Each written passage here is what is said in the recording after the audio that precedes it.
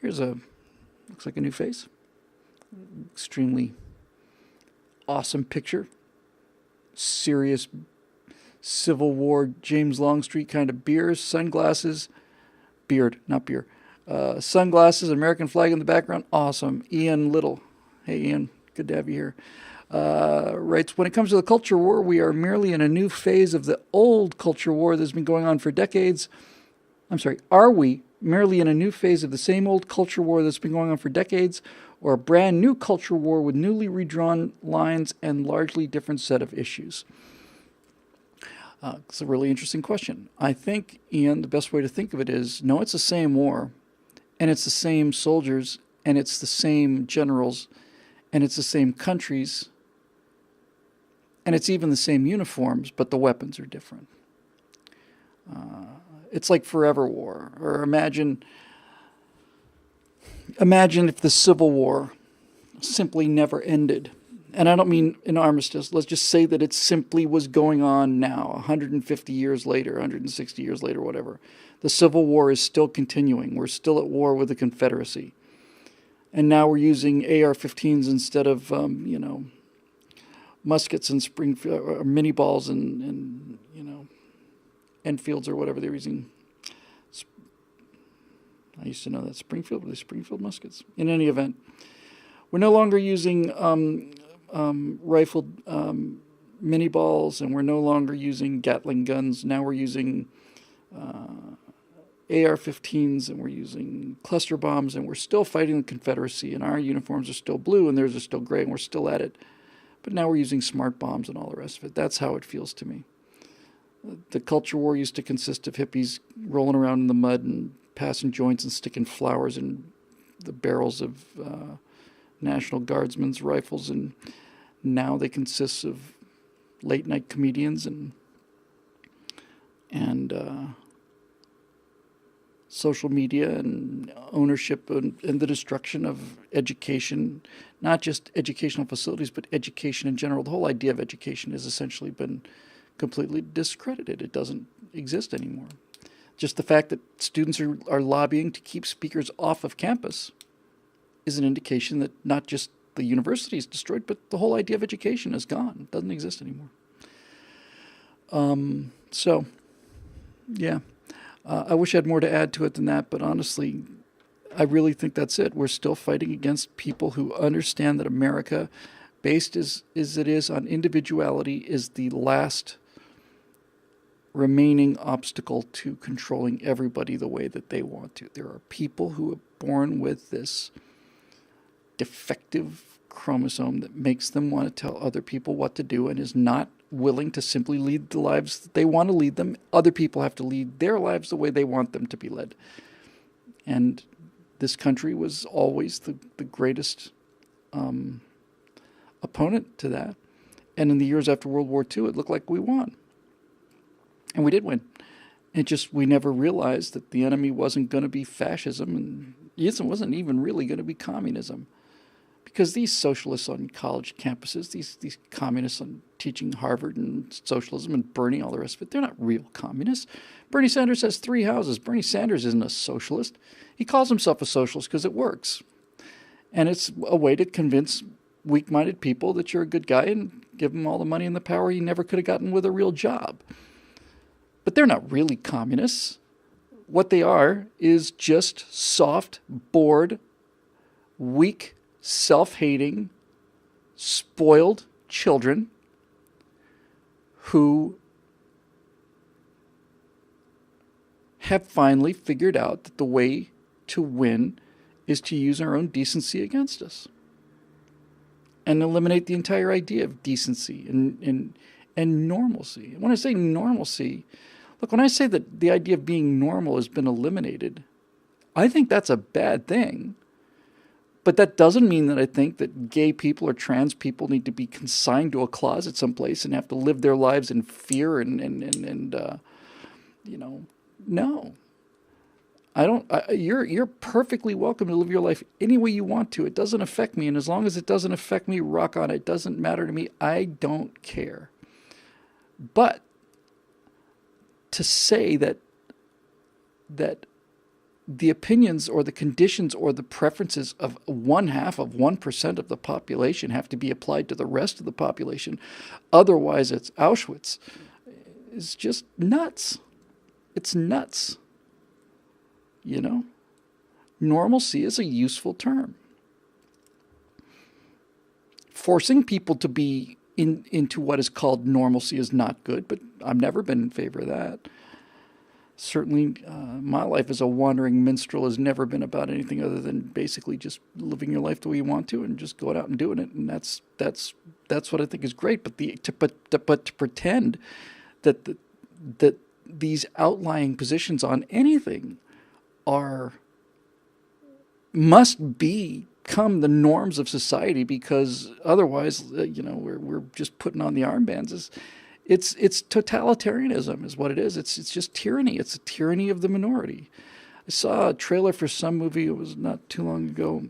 It's a coming of age film. A coming of age film of a young gay man or boy, really, who's trying to deal with his homosexuality. And I thought, wow, that is truly shocking and provocative concept. What a daring and risky film that would be in 1961. But at the end of that trailer, they have this little scene where all of these young people shock their parents, where a series of quick cuts where they say, "Mom, I'm straight," and they all burst into tears, and the parents are screaming and yelling, and that's okay. I get it, but there's a line in there that basically says, it's the character's voice saying, "Why is it that we gay people have to be the ones to prove ourselves as why can't why is it that gay people have to be the minority?" Something along those lines. It's like, why aren't heterosexual people the ones who have to prove that they're normal, or something like that, which is, again, it's an argument that an 8-year-old might make, Love Simon, that's it, thank you, T-Dog Lies. Why is it that that gay people have to be the ones who are the minority? Why can't straight people be the minority? That's basically what they're saying. And again, it sounds good if you're a 20-year-old child. But when you get down to it, it's one of those ridiculous, absurd questions like, what happens when the irresistible force meets the immovable object?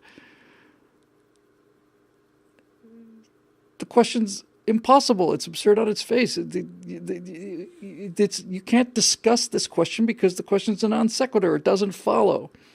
The presence of an immovable object means that there's no irresistible force. The presence of an irresistible force means there's no immovable object. They're definitionally excluding each other. It's like saying, why is it that the minority has to prove that they're the minority when it should be up to the majority to prove that they're the minority? You just want to pat them on the head, and send them off to the crayons and maybe give them a little bottle of milk for the petting zoos and then go out and play with the goats or something. Honestly, well, but this is the world. So more and more I become convinced that it's no longer about stopping this. It's about preserving. It's about preserving this thing that comes and goes and comes and goes and comes and goes and pretty quickly seems to be going. So yeah, I think it's a triage time for me. It's like, okay, there's nothing I can do about this gigantic, huge bulk of these people out there who are so intentionally ignorant that they simply put their fingers in their ears. I can't do anything about that. I'd like to, but I can't. And likewise, I don't have to worry about people like you who not only get it, but who I learn so much from pretty much every day for one way or another. And so you have to say those people are going to die. I'm talking about their ideas. I'm not talking about them personally, but their philosophy and their entire value system is terminal, and we can't save them. So we have to stop wasting resources on trying to convince them of that. Likewise, in triage, the people who are already on our team are suffering from minor wounds, cuts, and scratches, and they don't need immediate medical treatment. They'll survive for days or weeks or whatever. So let's concentrate all our efforts on the people we can save.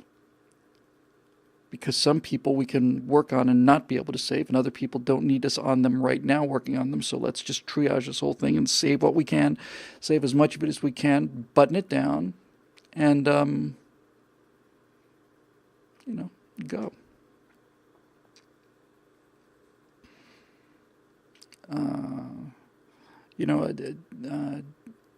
Dave Wellman says that being heterosexual is biologically superior. I can only imagine the kind of things that Media Matter is going to make out of that, Dave. But it's true that it's biologically superior because if you talk about biology, you're talking about reproduction. It's just that simple. It's what biology is. There's so much I disagree with Richard Dawkins about, but in The Selfish Gene, he basically said it may be more useful to think of people as simply just machines that your genetic code inhabits over a series of generations, because it's the code that gets passed down. Interesting way of thinking about things. But yes, biologically, you want to reproduce, and that means that heterosexuality is biologically superior to homosexuality because biologically homosexuality is a dead end. Which brings up an interesting point that I think Jeremy Boring first raised. And he said, and this is really quite fascinating, he said that if you have the kind of permissive society that we have now, and if homosexuality is a genetic feature, and it seems to be, because I can't imagine making that decision or changing my mind about it's not something I think I'll be gay today. So if it turns out it is a genetic outcome, his point is that in an extremely open society, what you're essentially doing is you're breeding the homosexuality gene out. Because if it is a genetic component to it, then it's only by repressing homosexuality and forcing homosexuals into heterosexual relationships for the sake of appearances that gene gets passed on. How many gay men have had children prior to, the 70s or 80s? Lots of them. They were as gay as today's homosexuals are, but they were forced by society into sham heterosexual marriages and had a bunch of children.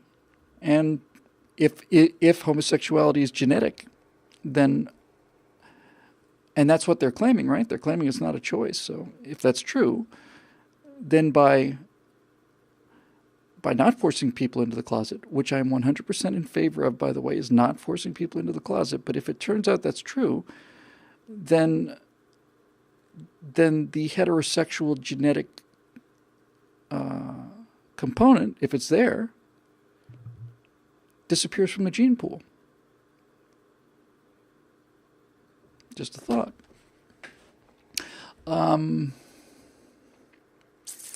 So anyway.